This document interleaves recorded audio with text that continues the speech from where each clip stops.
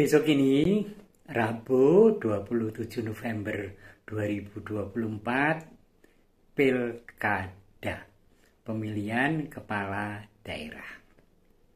Ada yang menyambutnya dengan sikap hore, pilkada lagi, kesempatan untuk memilih pemimpin atau calon pemimpin yang berkualitas, bervisi kebangsaan, dan seterusnya. Ada juga yang bersikap pilkada lagi, paling ya gitu-gitu aja. Ada juga yang mengatakan, hore sembako lagi, hore amplopan lagi. Aneka cara menyambut pilkada. Tetapi, seperti apa gereja memberi arahan tentang bagaimana kita bersikap sebagai umat Katolik terhadap pilkada? Yang jelas, pasti tidak ada arahan supaya memimpin orang yang seagama atau seiman, walaupun itu di daerah-daerah kantong-kantong Katolik, nggak ada itu. Kalaupun calonnya juga Katolik. Mungkin bisa dicek saya salah, tapi biasanya enggak, karena Katolik sangat jernih membedakan bonum comune dan juga iman yang menjadi backgroundnya, atau apalagi agama. Begitu. Tetapi hari-hari ini mungkin banyak orang dibingungkan atau banyak yang mengambil sikap skeptis, siapa tahu alah podo wae, milih ra milih yo podo wae dan seterusnya. Enggak dong. Mari kita lihat bagaimana gereja kita memandang dan mengajak kita semua untuk menyikapi pilkada yang besok akan terselenggara di berbagai tempat. Bapak Uskup Agung Semarang mengajak umatnya untuk pertama-tama berpartisipasi aktif menggunakan hak pilihnya. Berpartisipasi aktif menggunakan hak pilih. Jadi sikap-sikap ya wis podo wae, paling yang mung dum-dum, nanti sekarang perhatian, nanti besok juga tidak memperhatikan kita, jangan. Berpikir positif tentang itu. Berikutnya dinyatakan begini, partisipasi aktif dalam pilkada ini merupakan wujud nyata tanggung jawab politis kita. Tanggung jawab loh ini, bukan sukarela ya, wujud nyata tanggung jawab politis umat Katolik dalam menghidupi dan menghidupkan demokrasi di tengah masyarakat dan bangsa. Jadi itu wujud tanggung jawab. Seruan untuk berpartisipasi aktif dalam kehidupan politik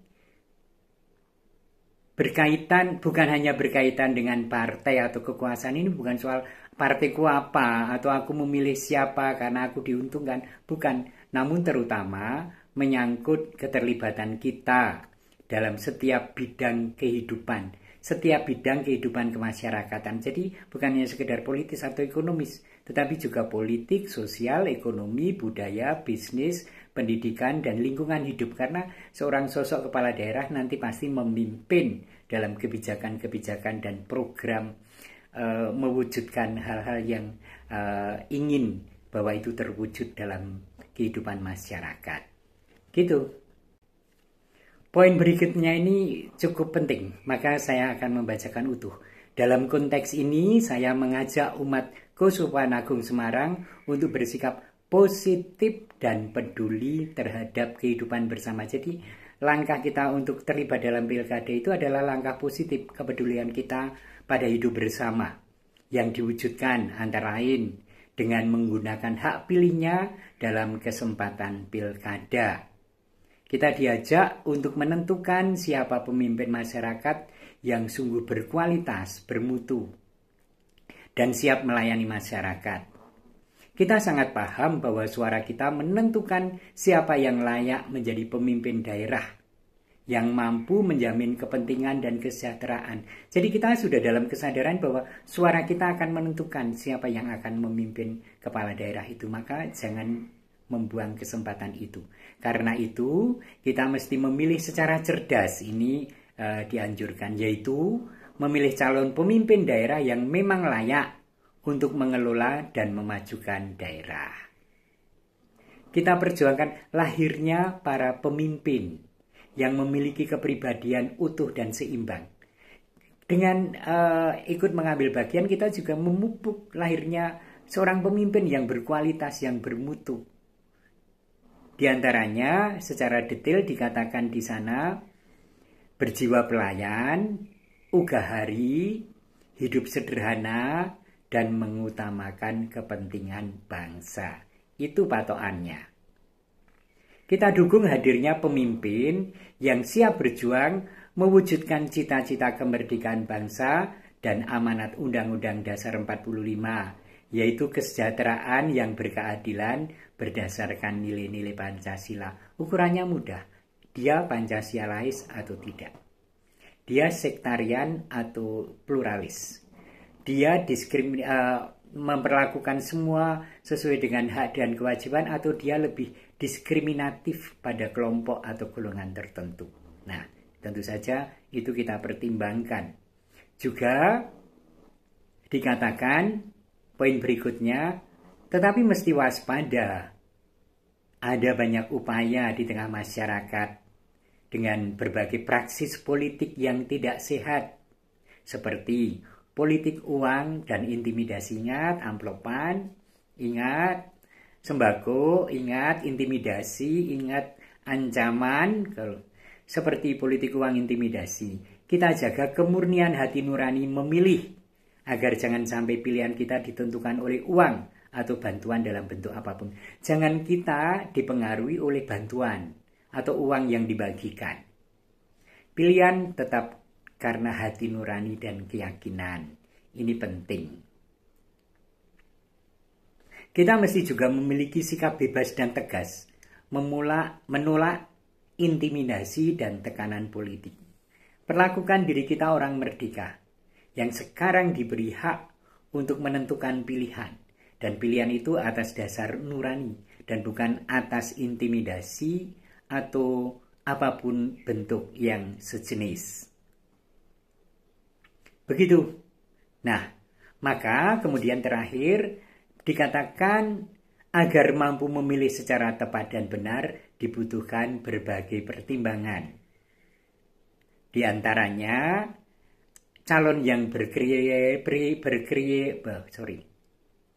calon yang berkualitas diantaranya meliputi begini: mampu merengkuh semua warga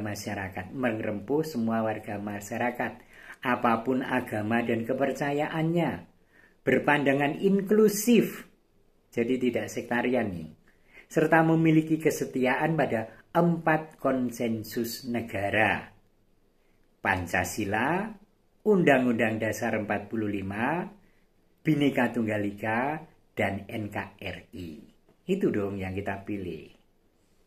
Memiliki rekam jejak yang baik secara personal dan didukung oleh partai yang nasionalis dan bukan pragmatis.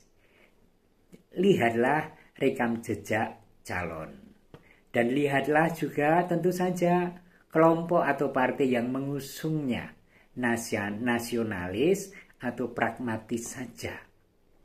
Punya idealisme yang diperjuangkan terus-menerus atau asal katut melu kono kene, kelompok atau partai itu. Mampu menerapkan prinsip-prinsip ajaran sosial gereja. Tentu saja tidak berarti calon itu harus Katolik, sama sekali tidak.